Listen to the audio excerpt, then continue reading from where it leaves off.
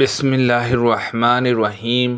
محمد بن بشر نے عمرو بن مومن سے روایت کی، انہوں نے کہا کہ میں نے سلیمان بن یسار سے آدمی کے کپڑے کو لگ جانے والی منی کے بارے میں پوچھا کہ انسان اس جگہ کو دھوئے یا پورے کپڑے کو دھوئے، تو انہوں نے سلیمان بن یسار نے کہا مجھے عائشہ رضی اللہ عنہا نے بتایا کہ رسول اللہ صلی اللہ علیہ وسلم کپڑے سے منی کو دھوتے، پھر اسی کپڑے میں نماز کے لیے تشریف لے جاتے اور میں اس میں دھونے کا نشان دیکھ رہی ہوتی۔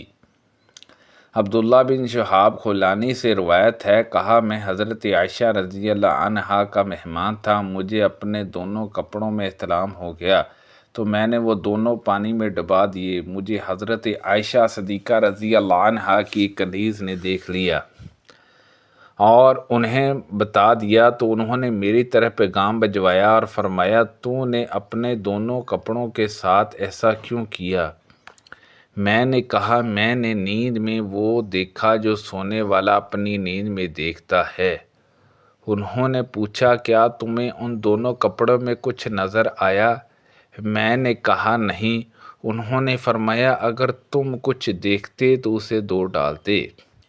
میں نے خود کو دیکھا کہ میں رسول اللہ صلی اللہ علیہ وسلم کے کپڑے سے اس کو خشک حالت میں اپنے ناخن سے کھرچ رہی ہوں۔ وقاع نے بیان کیا کہ ہمیں ہشام نے حدیث سنائی اور جہجہ بن سعید نے ہشام بن عروہ سے روایت کی، کہا مجھے فاطمہ بنت منظار نے حدیث سنائی، انہوں نے اپنی اور ہشام دونوں کی دادی حضرت اسماء رضی اللہ عنہا سے روایت کی کہ ایک عورت نبی کریم صلی اللہ علیہ وسلم کے پاس آئی اور پوچھا ہم میں سے کسی کے کپڑے کو حیضہ کا خون لگ جاتا ہے تو وہ اس کے بارے میں کیا کرے؟ آپ نے فرمایا اسے کھرچ ڈالے، پھر پانی ڈال کر اسے رگڑے، پھر اس پر پانی بہا دے، دھو لے، پھر اس میں نماز پڑھ لے۔ وقاع نے بیان کیا، کہا ہمیں حماش نے حدیث سنائی، انہوں نے کہا میں نے مجاہد کو طاؤس سے حدیث بیان کرتے ہوئے سنا، انہوں نے حضرت ابن عباس رضی اللہ عنہما سے روایت کی، کہا رسول اللہ صلی اللہ علیہ وسلم کا گزر دو قبروں پر ہوا تو آپ نے فرمایا ان دونوں کو عذاب ہو رہا ہے اور کسی بڑی غلطی کی بنا پر عذاب نہیں ہو رہا جس سے بچنا دشوار ہوتا۔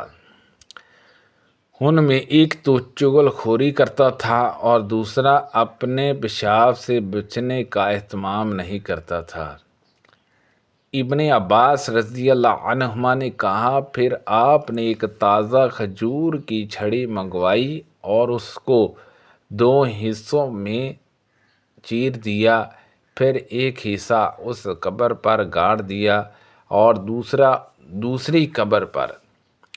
پھر آپ نے فرمایا امید ہے جب تک یہ دونوں ٹہنیاں سوکھیں گی نہیں ان کا عذاب ہلکا رہے گا۔ ابراہیم نے اسودہ سے، انہوں نے حضرت عائشہ صدیقہ رضی اللہ عنہا سے روایت کی، کہا ہم ازواج نبی صلی اللہ علیہ وسلم میں سے کسی ایک کے خصوصی ایام ہوتے تو رسول اللہ صلی اللہ علیہ وسلم چادر باندھنے کا حکم دیتے، وہ چادر باندھ لیتی تو پھر آپ اس کے ساتھ لیٹ جاتے۔ حضرت مومنہ رضی اللہ عنہا سے روایت ہے، انہوں نے کہا رسول اللہ صلی اللہ علیہ وسلم اپنی بیویوں کے مخصوص ایام میں کپڑے کے اوپر ان کے ساتھ لگ کر لیٹ جاتے۔ ابو سلمہ بن عبد الرحمن نے بیان کیا کہ حضرت ام سلمہ رضی اللہ عنہا نے انہیں بتایا، کہا میں رسول اللہ صلی اللہ علیہ وسلم کے ساتھ روئی دار چادر میں لیٹی ہوئی تھی، اس نا میں میرے ایام کا آغاز ہو گیا اور میں کھسک گئی اور ان اجام کے کپڑے لے لیے تو رسول اللہ صلی اللہ علیہ وسلم نے دریافت فرمایا کیا تمہارے اجام شروع ہو گئے؟ میں نے جواب دیا جی ہاں۔ تو آپ نے مجھے پاس بلایا اور میں آپ کے ساتھ اوڑھنے کی ایک روئی دار چادر میں لیٹ گئی۔ سلمہ نے بتایا کہ وہ اور رسول اللہ صلی اللہ علیہ وسلم اکٹھے ایک برتن سے غسل جنابت کر لیتے تھے۔ مالک نے ابن شہاب سے، انہوں نے عروہ سے، انہوں نے عمرو سے اور انہوں نے حضرت عائشہ صدیقہ رضی اللہ عنہا سے روایت کی۔ کہا جب رسول اللہ صلی اللہ علیہ وسلم اعتکاف کرتے تو اپنا سر گھر کے دروازے سے میرے قریب کر دیتے، میں اس میں کنگھی کر دیتی اور آپ انسانی ضرورت کے بغیر گھر میں تشریف نہ لاتے تھے۔ قتیبہ بن سعید اور محمد بن رمح نے لجاز سے، انہوں نے ابن شہاب سے، انہوں نے عروہ اور عمرو بنت عبد الرحمن سے روایت کی کہ رسول اللہ صلی اللہ علیہ وسلم کی زوجہ حضرت عائشہ رضی اللہ عنہا نے فرمایا جب میں اعتکاف میں ہوتی تو قضائے حاجت کے لیے گھر میں داخل ہوتی، اس میں کوئی بیمار ہوتا تو میں بس گزرتے گزرتے ہی اس سے حال پوچھ لیتی، اور اگر رسول اللہ صلی اللہ علیہ وسلم مسجد سے میرے پاس حجرے میں سر داخل فرماتے تو میں اس میں کنگھی کر دیتی۔ جب آپ اعتکاف میں ہوتے تو گھر میں کسی حقیقی ضرورت کے بغیر داخل نہ ہوتے۔ ابن رمح نے جب آپ صلی اللہ علیہ وسلم معتکف ہوتے کے بجائے جب سب لوگ اعتکاف میں ہوتے کہا محمد بن عبد الرحمن بن نوفل نے عروہ بن زبیر سے، انہوں نے رسول اللہ صلی اللہ علیہ وسلم کی زوجہ حضرت عائشہ رضی اللہ عنہا سے روایت کی کہ انہوں نے کہا رسول اللہ صلی اللہ علیہ وسلم حالت اعتکاف میں مسجد سے میری طرف سر نکالتے تو میں اجام خصوصی میں ہوتے ہوئے اس کو دھو دیتی۔ ہشام نے ثابت بن عبید سے، انہوں نے قاسم بن محمد سے اور انہوں نے حضرت عائشہ رضی اللہ عنہا سے روایت کی۔ کہا رسول اللہ صلی اللہ علیہ وسلم نے مجھ سے فرمایا مجھے مسجد میں سے جائے نماز پکڑا دو۔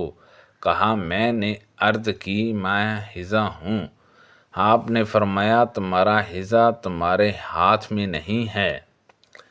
صفیہ بنت شبہ نے حضرت عائشہ صدیقہ رضی اللہ عنہا سے روایت کی کہ انہوں نے کہا میں حذا کی حالت میں ہوتی تو رسول اللہ صلی اللہ علیہ وسلم میری گود کو تکیہ بناتے اور قرآن پڑھتے۔ حضرت انس رضی اللہ عنہ سے روایت ہے کہ یہودی جب ان کی کوئی عورت حذا ہوتی تو نہ وہ اس کے ساتھ کھانا کھاتے اور نہ اس کے ساتھ گھر ہی میں اکٹھے رہتے۔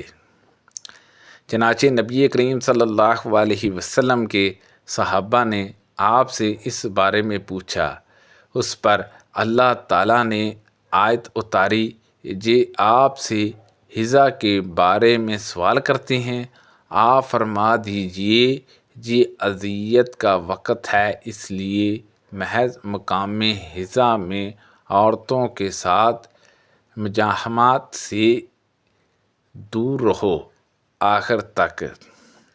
تو رسول اللہ صلی اللہ علیہ وسلم نے فرمایا جمع کے سوا سب کچھ کرو۔